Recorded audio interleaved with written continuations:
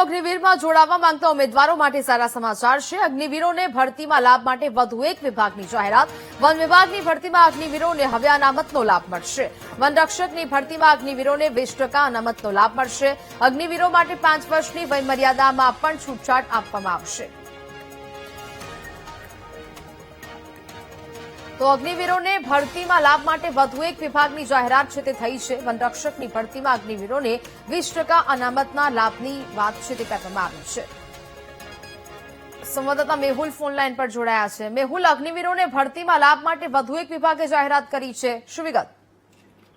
બિલકુલથી વાત કરવામાં આવી તો ખાસ વન વિભાગ જે છે તે વન વિભાગની અંદર વર્ગ 3ની વનરક્ષકની જે ભરતી છે તેની અંદર અગ્નિવીરોને સીધો લાભ આપવામાં આવશે। જે છૂટછાટ રાજ્ય સરકારે પોલીસ વિભાગમાં અગાઉ જાહેર કરી હતી તે છૂટછાટ જે છે તે વન વિભાગની ભરતીમાં પણ આપવામાં આવશે। શારીરિક પરીક્ષાની અંદર છૂટછાટ અને જે વયમર્યાદા છે તેની અંદર છૂટછાટ આપવામાં આવી છે।